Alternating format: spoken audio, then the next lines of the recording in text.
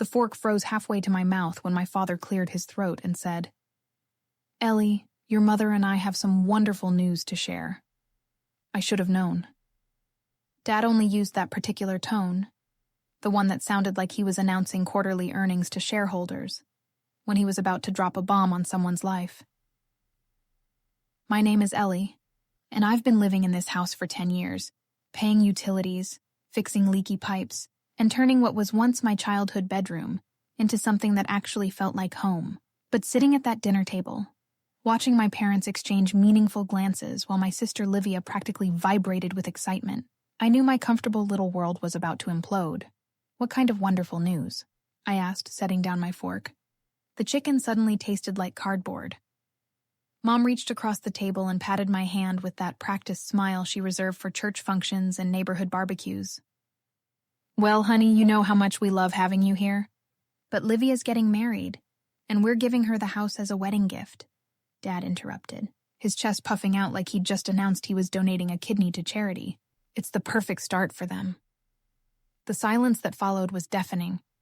I could hear the grandfather clock ticking in the hallway, the same clock I'd helped Dad move when the living room got new hardwood floors 3 years ago. The floors I'd researched, priced, and helped install. Livia squealed and clapped her hands together. "Oh my God, this is perfect. Chase is going to die when I tell him.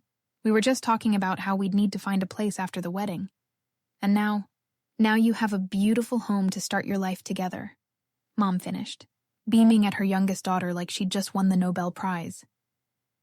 I looked around the dining room, at the chandelier I'd saved up for and installed myself, at the built-in shelving unit I'd commissioned from a local carpenter, at the fresh coat of paint on the walls that I'd applied just last month. 10 years of my life, my money, my sweat equity, and they were just giving it away. "That's quite a gift," I said carefully. "What about me?" Dad waved his hand dismissively. "You're 32, Ellie. It's time you got your own place anyway. We'll give you 30 days to find something suitable." 30 days? Like I was a tenant who'd overstayed my welcome instead of the daughter who'd been maintaining their property for a decade. "But I've put so much work into this place," I said, keeping my voice level. "The kitchen renovation, the bathroom upstairs, and we appreciate that," Mom said quickly. "But Livia's starting a family and she needs the space more than you do." Livia hadn't even set a wedding date yet, but apparently she needed my home more than I did. "Besides," Dad added, cutting into his chicken with unnecessary force, "it's not like we're throwing you out on the street. 30 days is plenty of time for someone with your resources." My resources. Right. The resources I'd been pouring into their house instead of saving for my own down payment. Chase, Livia's fiancé, shifted uncomfortably in his chair. "Maybe we should talk about this more as a family. I mean, if Ellie's been living here for 10 years, it's fine," I said, standing up from the table. "Congratulations, Livia. I'm sure you'll be very happy here." The look of surprise on their faces was almost worth it. They'd expected tears, begging, maybe a dramatic scene where I threw myself on their mercy. Instead, I smiled, the same practiced smile Mom had given me earlier, and started clearing my plate. "Ellie, honey, don't be upset," Mom called after me as I headed toward the kitchen. "This is good news for everyone, you'll see." I dumped my barely touched dinner into the garbage disposal and turned it on, letting the grinding noise fill the silence. When I turned around, they were all staring at me through the doorway, Dad looking vaguely guilty, Mom wringing her hands, Livia with that smug little smile she'd perfected in middle school, and Chase looking like he wanted to disappear into the floor. "I'm not upset," I said. And I meant it. I wasn't upset. I was something much more dangerous than upset. "I'm just going to make a phone call." I walked upstairs to my room, my soon-to-be former room, and pulled out my phone. Sienna picked up on the second ring. "Hey, what's up?" "They're giving my house to Livia as a wedding gift," I said without preamble. "I need a lawyer." "Jesus, Ellie, are you serious?" "Dead serious." "And Sienna, they have no idea what's coming." The next morning, I called in sick to work and spent 6 hours spread across my bedroom floor like a forensic accountant having a breakdown. 10 years of receipts, bank statements, emails, and photos covered every inch of carpet. My laptop balanced precariously on a stack of Home Depot invoices while I cross-referenced dates with my phone's photo gallery. Holy shit, I muttered, staring at a receipt from 2019. $4,000 for the HVAC system. I'd forgotten about that one. The old unit had died during a heat wave in July, and while my parents were vacationing in the Hamptons, I'd fronted the money to get it replaced before the house turned into a sauna. Dad had promised to reimburse me when things settled down financially. That was 4 years ago. My phone buzzed. Sienna, please, tell me you're not doing anything crazy, she said instead of hello. Define crazy. Ellie, I am documenting everything I've put into this house. Did you know I've spent over $60,000 in improvements and maintenance? 60,000? Jesus, do you have proof? I held a manila folder thick enough to choke a horse. Receipts for everything. Bank statements showing the payments, photos of before and after. Email chains where they asked me to handle repairs because they were too busy or didn't have the cash flow right now. What about rent? Please tell me you have some kind of rental agreement. That's the beautiful part. They never charged me rent because I was helping with the house. Their words, not mine. Every time I offered to pay rent, Dad would wave me off and say I was contributing enough with the improvements. Sienna was quiet for a moment. Ellie, this could actually work. If you can prove you made substantial improvements with the expectation of gaining ownership interest, I can prove it. I have everything. Okay, but before we go nuclear, you need to understand what this means. Filing a lien against your parents' house. There's no coming back from that. Your family will never forgive you. I looked around my room at the custom built-in closet I'd designed and paid for. At the hardwood floors I'd refinished myself. At the window seat I'd installed because I'd always wanted one. All of it about to be handed over to my sister like a consolation prize. Maybe I don't want their forgiveness. Don't say that. You're angry right now and you have every right to be. No, Sienna, I'm not just angry. I'm done. Do you know what Livia said to me this morning? She knocked on my door at 7 a.m. to ask if I could help her measure the master bedroom for new furniture. The master bedroom that's been mine for 10 years. What did you tell her? I told her to ask Mom and Dad to measure it since it's their gift to give away. Good for you. Look, can you meet me at my office this afternoon? Bring everything you have. I want to see exactly what we're working with. After I hung up, I kept digging through my files. Each receipt told a story. The emergency plumber when the kitchen sink backed up during Thanksgiving 2020. The electrician who rewired the basement after I noticed some sketchy connections. The landscaper who fixed the drainage issues that were flooding the foundation. I found the email thread from last spring when the roof started leaking. Dad had forwarded me 3 contractor estimates with a message. Can you handle this one, kiddo? Things are tight right now with the market volatility. I'd paid for the entire roof repair, $12,000. The contractor had even made the check out to me because I was the one coordinating everything. My phone rang again. Mom. Ellie. Honey, I was hoping we could talk. About what? About last night. I know it was a shock, but I want you to understand that this isn't personal. Livia's at a different stage of life. And Mom, did you keep track of how much money I've put into this house? Silence. Because I did. Every receipt, every bank transfer, every improvement. Would you like to know the total? Sweetheart, you chose to do those things. No one forced you to. You asked me to do those things. You and Dad both. Every time something broke, every time something needed upgrading, you asked me to handle it because I lived here. That's different. You were living here rent-free. Was I? Or was I paying rent in the form of $60,000 worth of improvements and maintenance? Another long silence. I think you're being very unfair, Ellie. We gave you a home for 10 years. No, Mom. I gave you 10 years of free property management and home improvement. There's a difference. I hung up before she could respond and immediately called Sienna back. Change of plans. How soon can we file that lien? Ellie, how soon? She sighed. If you bring me everything this afternoon, I can have the paperwork ready by tomorrow morning. Do it. 3 days later, Livia threw an impromptu engagement party at my house without asking me. I came home from work to find cars lining the street and the sound of laughter spilling from the backyard. The same backyard where I'd installed string lights last summer and built raised garden beds that were now showcasing the vegetables I'd planted in spring. Surprise! Livia called out when I walked through the back door. She was wearing a white sundress and a tiara that said bride-to-be in glittery letters. I hope you don't mind. I wanted to show Chase's family the house. About 20 people were scattered across the patio, drinking wine and eating catered appetizers. Chase's parents stood near the fire pit I'd built 2 winters ago, nodding appreciatively as Dad gestured toward the outdoor kitchen setup. It's beautiful. Frederick, Chase's mother was saying. Livia is so lucky. We wanted to give her the best possible start, Dad replied, puffing up with pride. This house has been in our family for years. I grabbed a beer from the cooler, my cooler that I'd bought, and found a spot near the garden beds where I could observe without being drawn into conversation. Ellie. Desiree, Livia's best friend, appeared beside me with a wine glass and a smirk.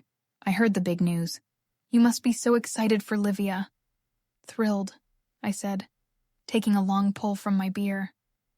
It's going to be such a change for you, though, moving out after all this time. Where are you thinking of going? Still deciding. Well, don't wait too long. Livia's already talking about renovations. She wants to turn your room into a nursery. Desiree's smile was sharp enough to cut glass. You know how she is when she gets an idea in her head. I pulled out my phone and started taking pictures. The deck I'd stained last fall, the pergola I'd installed over the dining area, the herb garden I'd been nurturing for 3 years. What are you doing? Desiree asked. Documenting what? Everything. Before she could ask more questions, I walked away and continued my photo tour. The kitchen window I'd replaced after a storm. The bathroom tile I'd installed myself after watching 17 YouTube tutorials. The hardwood floors that still had a small scratch from when I'd moved my dresser in wrong. Ellie, dear, there you are. Mrs. Collins from next door appeared at my elbow. Greta had been our neighbor for 15 years and had watched this whole family drama unfold from her front porch. Hi, Greta. Enjoying the party? Oh, you know me. I love watching a good show. She glanced around meaningfully. Though I have to say, some shows are more interesting than others. What do you mean? Greta moved closer, lowering her voice. I couldn't help but notice your parents had some visitors from the bank last week. Very serious-looking men in suits. They were here for quite a while. Bank visitors? And between you and me, I've seen your father checking the mailbox 3 times a day lately. That's usually a sign someone's expecting bad news. Before I could respond, Mom appeared with Chase's parents in tow. Ellie, I want you to meet Richard and Patricia. They're Chase's parents. Lovely to meet you, Patricia said warmly. Livia's told us so much about you. It's wonderful that you've been taking such good care of the house for your parents, all the improvements and maintenance. Livia mentioned you've been quite the handy woman. It's so nice when families work together like that. I looked over at Livia, who was showing off her engagement ring to a group of women near the pool. The pool deck I'd pressure washed and resealed just last month. Yes, I said slowly. I've put a lot of work into this place. Well, it shows. Everything is absolutely beautiful. You should be proud. I am. Richard nodded approvingly. Chase is lucky to be marrying into such a close family. It's rare to see siblings who support each other the way you girls do. Support each other? I repeated. Now, Ellie, Mom said quickly. Why don't you help me get more ice from the kitchen? I followed her inside, where she immediately turned on me. What's with the attitude? You're being rude to our guests. Your guests. This is Livia's party, remember? Don't be petty. This is hard enough without you making it worse. Hard for who? For all of us. Do you think this was an easy decision? We agonized over it. For how long? 5 minutes? Mom's face flushed. You're being unfair. Yeah? You're trying to do what's best for everyone? No. You're doing what's best for Livia, like always. That's not true, isn't it? When has Livia ever had to work for anything? When has she ever been told no? She's getting married, Ellie. She needs to figure out her own housing situation like every other adult on the planet. I walked back outside where the party was in full swing. Livia was now giving tours of the house, pointing out features like she'd personally selected every fixture and finish. Greta appeared beside me again. You know, dear, if you ever need someone to verify how much work you've put into this place, I've got eyes. I've been watching you maintain this property for years. Why would I need verification? She smiled mysteriously. Oh, you never know when a good witness might come in handy. My phone buzzed with a text from Sienna. Paperwork is ready. Are you sure about this? I looked around at the party happening in my backyard. At my family celebrating giving away my home. At Livia holding court like the queen of a castle she'd never lifted a finger to maintain. I typed back, "File it." The process server arrived at 8:47 a.m. on a Tuesday. I know because I was watching from my bedroom window, coffee in hand, when he knocked on the front door. Dad answered in his bathrobe, probably expecting a package delivery. Instead, he got handed a thick manila envelope and asked to sign for it. Even from the second floor, I could see his face change as he read the return address. "Ellie!" His voice carried through the entire house. "Get down here now." I finished my coffee and headed downstairs, where I found both parents huddled over the kitchen table. The legal documents spread between them like evidence at a crime scene. "What the hell is this?" Dad demanded when he saw me. "Legal notice of my lien against the property," I said, pouring myself another cup of coffee. "Would you like some? You both look like you could use caffeine." Mom's hands were shaking as she flipped through the pages. "Ellie, what have you done?" "I've protected my investment. $63,000 and change plus interest and legal fees." "You can't be serious," Dad said. "This is our house." "Actually, according to those documents, it's partially my house now. At least until you pay me back for all the improvements I made." "Those weren't investments. They were contributions to the household." "Funny, that's not what your email said. Page 12 has some particularly interesting quotes. My favorite is from last March. Ellie, can you handle the roof repair? We'll settle up later when our finances improve." Dad's face was turning an alarming shade of red. "You're taking us to court? Your own parents? I'm filing a lien. There's a difference, though if you force me to foreclose to collect what I'm owed." "This is insane," Mom whispered. "Families don't do this to each other." "You're right. Families don't usually steal each other's homes either. But here we are." My phone started ringing. Livia's contact photo filled the screen. A selfie of her making duck lips at some restaurant. "You need to answer that," Dad said grimly. I put it on speaker. "Morning, Livia. What the fuck did you do?" She screamed so loudly I had to hold the phone away from my ear. "I filed a lien against the house. Good morning to you, too. Chase's lawyer says we can't transfer the property now. The wedding is in 4 months, Ellie. 4 months. Then you better hope Mom and Dad can come up with $63,000 in the next 4 months. This is ridiculous. You lived here rent-free for 10 years. I lived here maintenance-free for 10 years. There's a difference. I'm coming over." The line went dead. I looked at my parents, who were still staring at the legal documents like they might spontaneously combust. "She's coming over," I announced unnecessarily. "Fix this," Dad said. "Right now. Call your lawyer and fix this."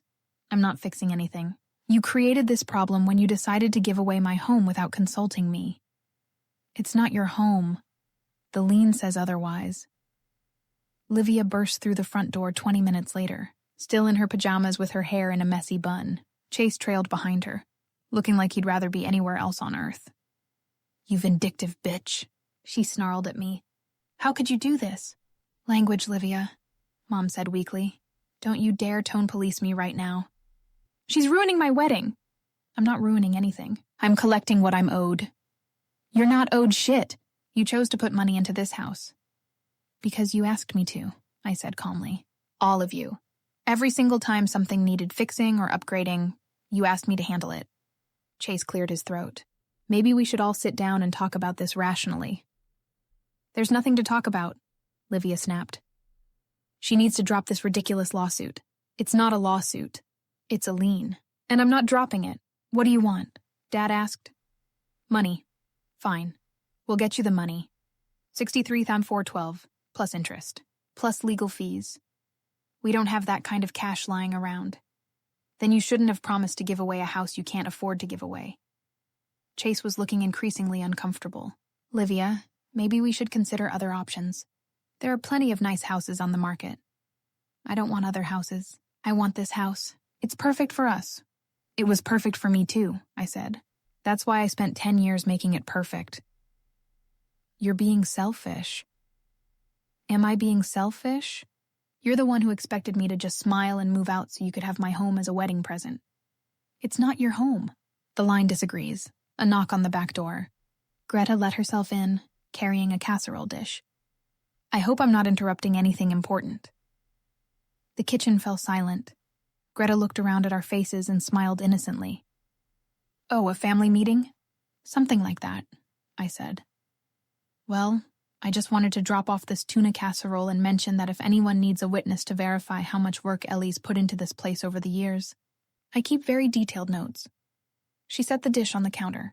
Very detailed. She patted my shoulder on her way out. You call me if you need anything, dear. After she left, Chase turned to Livia. How much debt do you have?